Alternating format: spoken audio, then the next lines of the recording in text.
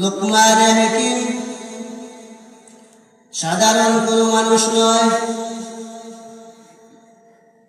উনার নাম হইল লুকমান, উনার পিতার নাম হইল আনকা, উনার পিতার নাম হইল সাদুন, অর্থাৎ লুকমান বিন আনকা বিন সাদুন। এই লুকমান হাকিম সাধারণ কোনো মানুষ নয়। লুকমান হাকিম একজন অসাধারণ মানুষ। যে লুকমান হাকিমকে আল্লাহ দুইটা জিনিস দিয়েছিলেন, হিকমত এবং নবুয়ত। তিনি নবুয়ত নেন নাই, তিনি হিকমত নিয়েছেন।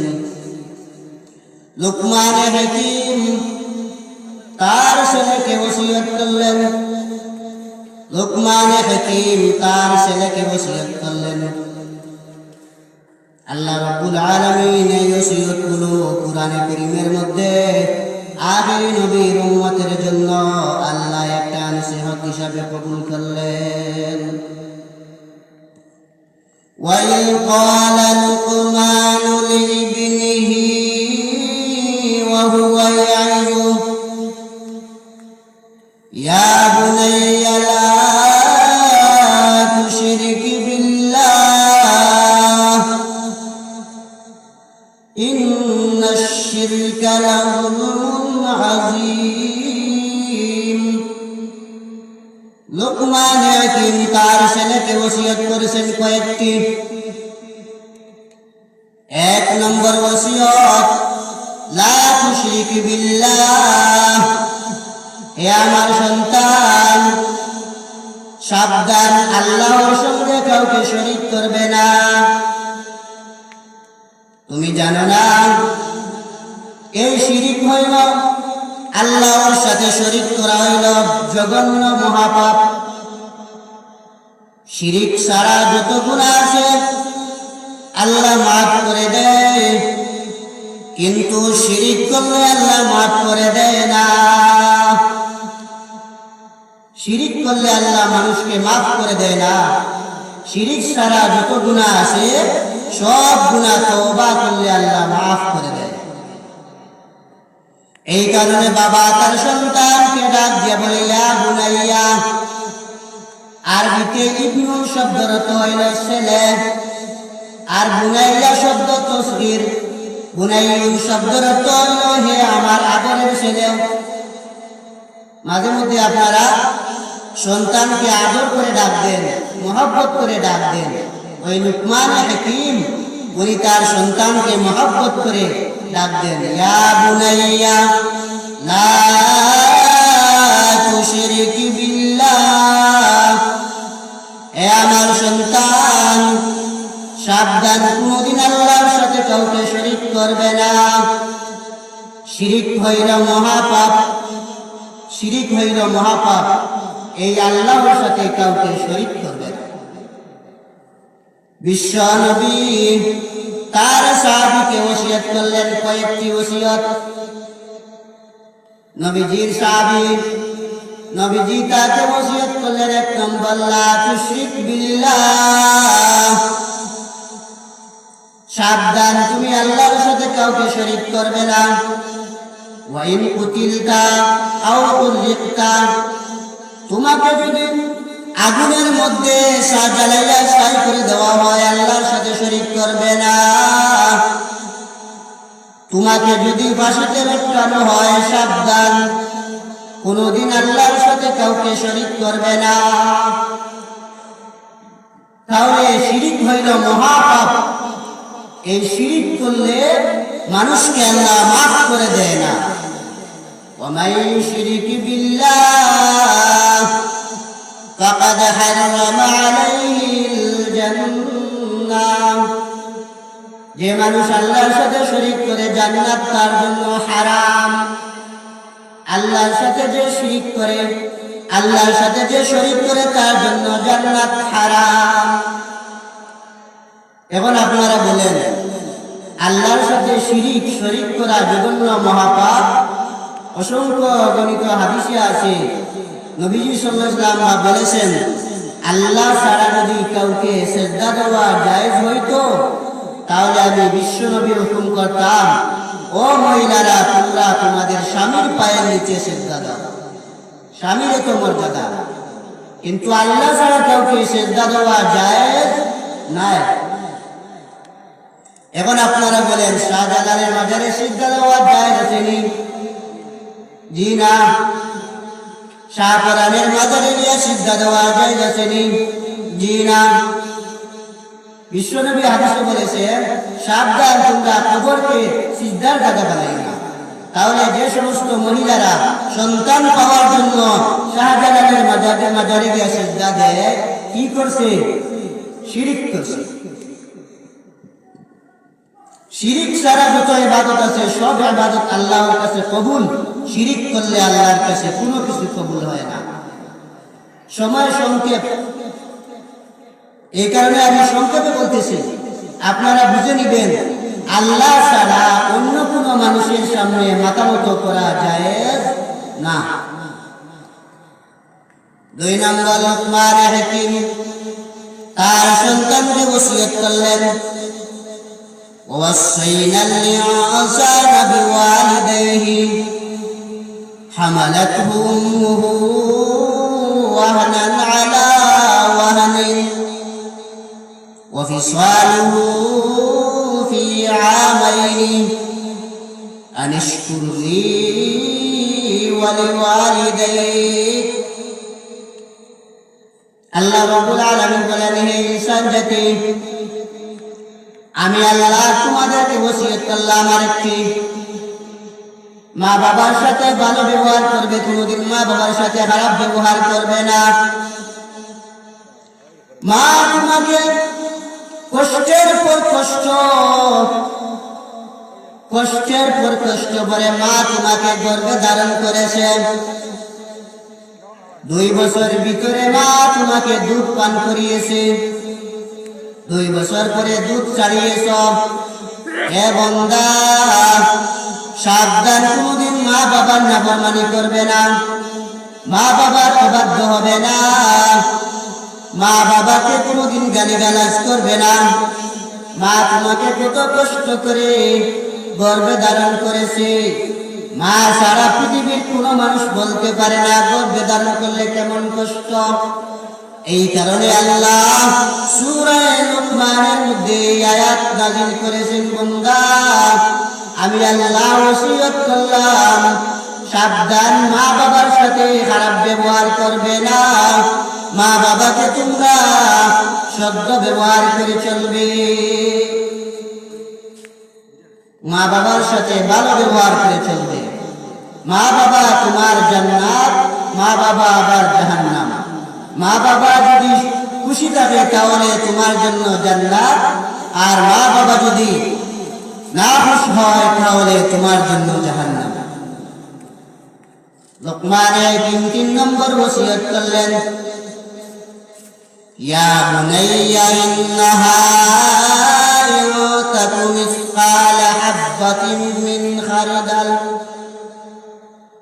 وتكون في صخرة أو في السماوات أو في الأرض يأتي بها الله। এ আমার সন্তান, সরিষার দানা পরিমাণ যদি কোনো জিনিস হয়, সেই জিনিসটা যদি আসমানের ভিতরে জমিনের ভিতরে কোনো জিনিসের মধ্যে থাকে, ইয়াতি বিহাল্লাহ, সব জিনিসটা কিয়ামতের ময়দানে আল্লাহর কাছে উপস্থিত হবে। সরিষার দানা পরিমাণ যদি কোনো মখলুকাত থাকে, কোনো জিনিস থাকে দুনিয়াতে, কিয়ামতের কঠিন ময়দানে আল্লাহর সামনে হাশরের ময়দানে সমবেত হবে। তাহলে বুঝেন, সব জিনিস আল্লাহর কাছে হাশরের ময়দানে সমবেত হবে। তাহলে লুকমান হাকিম এই ওসিয়ত করে এই কথা বুঝাইলেন, তুমি আখিরাতের সামান জোগাড় করো। 80 বছর 90 বছর হায়াত পেয়েছো, তুমি সামান জোগাড় করো। লুকমান হাকিম এই কথাটা তার সন্তানকে ওসিয়ত করলেন। 4 নম্বর ওসিয়ত করলেন, ইয়া বুনাইয়া আকিমিস সালাহ, হে আমার সন্তান, নামাজ কায়েম করো।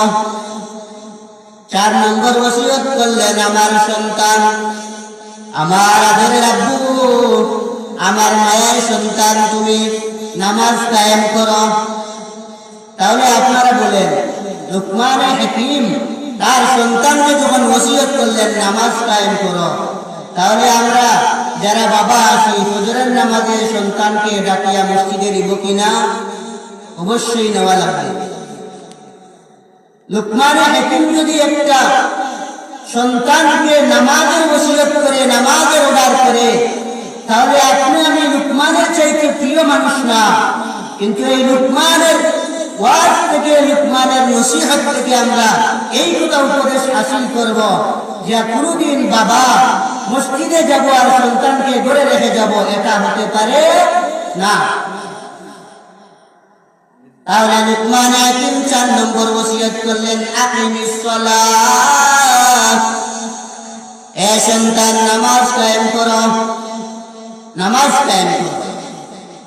বিশ্ব নবী হাদিস শরীফের মধ্যে বলেছেন, মান তারাকা সালাতান মাকতুবাতান মুতাআম্মিদান ফাকাদ বারিয়াত যিম্মাতুল্লাহ।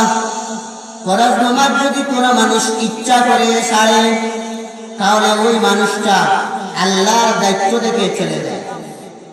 অন্য হাদিসে আছে, ইচ্ছাকৃত যদি কোনো মানুষ ফরজ নামাজ ছাড়ে, তাহলে সে কুফরি করল। أول ما يحاسب به العبد يوم القيامة من عمله من صلاته। বিশ্বনবী বলেন, কিয়ামতের দিন সর্বপ্রথম নামাজের হিসাব নেওয়া হবে। নামাজ যদি সঠিক হয়, তোমার সব আমল সঠিক বলে গণ্য হবে। আর নামাজটা যদি তোমার সঠিক হয় না, তাহলে সব আমলের মধ্যে তোমার ঘাটতি দেখা দিবে। নামাজটা যদি সঠিক মতো তোমার হিসাব দিতে পারো, তাহলে আল্লাহ রব্বুল আলামিন নামাজের হিসাব দিতে পারলে আল্লাহ এই নামাজকে 5টি পুরস্কার দিবেন। শেষ নম্বর পুরস্কার হইল, নামাজকে আল্লাহ বেলা হিসাব জান্নাতে প্রবেশ করাইবেন। নামাজকে আল্লাহ বেলা হিসাব জান্নাতে প্রবেশ করাইবেন। নামাজ পড়া হইল মানুষের দায়িত্ব। গরু, ছাগল, কুকুর, মেকুরের কোনো, এগুলোর হিংস্র প্রাণীর কোনো দায়িত্ব নাই নামাজ পড়া। আল্লাহ আমাদেরকে বানিয়েছেন ইবাদতের জন্য। 5 নম্বর ওসিয়ত করলেন লুকমান হাকিম, ওয়া'মুর আহলাকা ওয়া'মুর বিল মা'রুফ ওয়ানহা আনিল মুনকার। হে আমার সন্তান, ওয়া'মুর বিল মা'রুফ, তুমি মানুষদেরকে সৎ কাজের আদেশ দিবে। ওয়ানহা আনিল মুনকার, অসৎ কাজে বাধা দিবে। ভালো কাজে মানুষকে আদেশ করবে, আর খারাপ কাজে মানুষকে তুমি বিরত রাখবে। খারাপ কাজ থেকে মানুষকে তুমি বাধা দিবে। তাহলে এই আয়াত দ্বারা কি বুঝায়?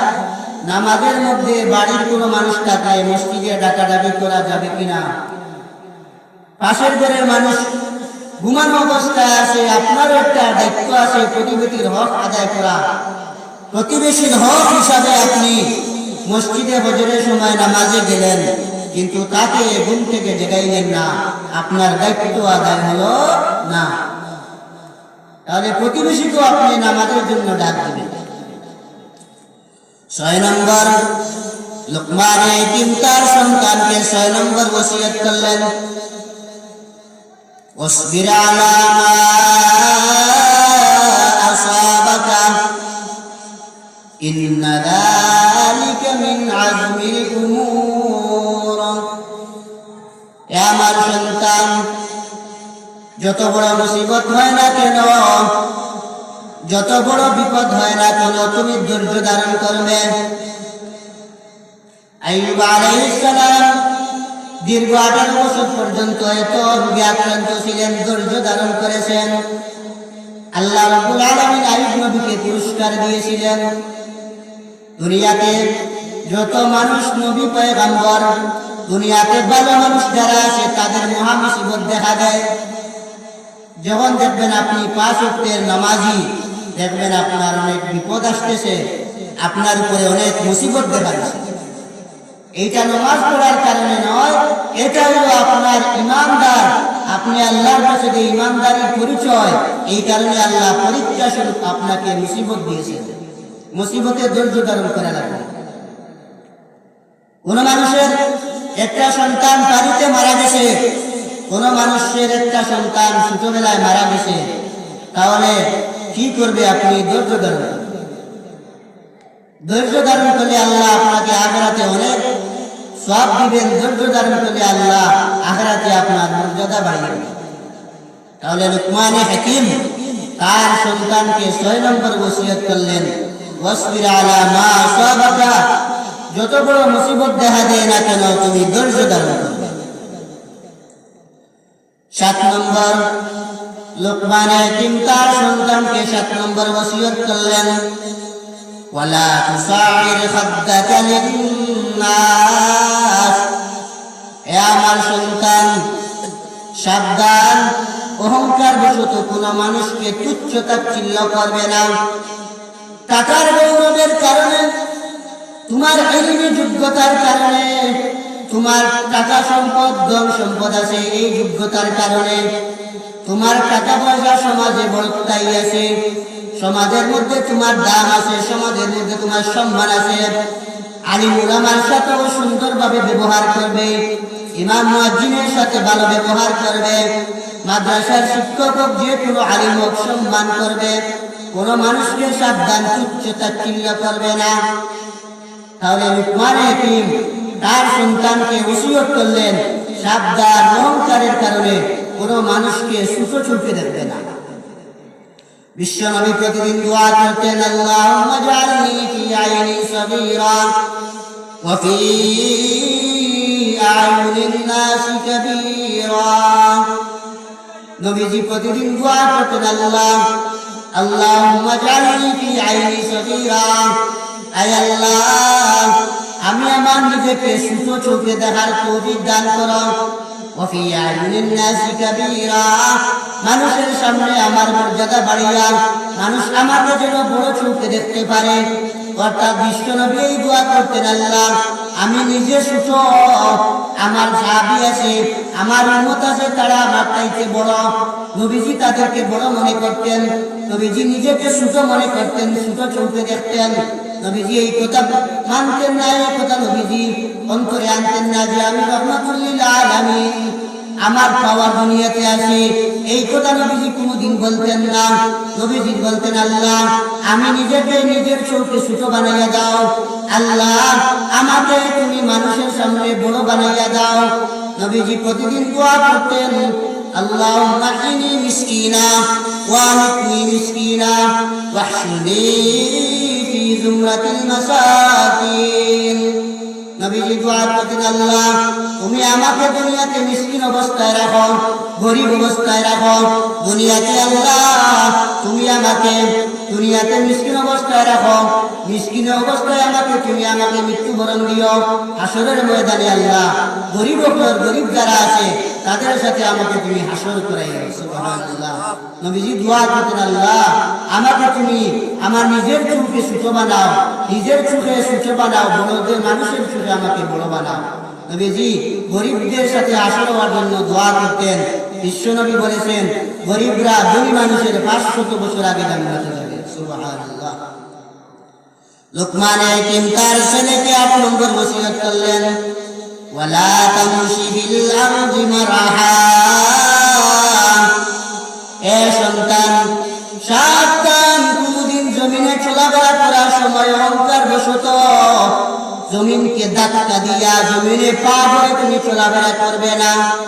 এমন ভাবে চলবে, একটা পিপিলিকা হাঁটাচলা করলে যেমন ভাবে বুঝা যায় না, জমিনে এমন ভাবে নম্র ভাষায় চলবে, নম্র ভাবে চলবে।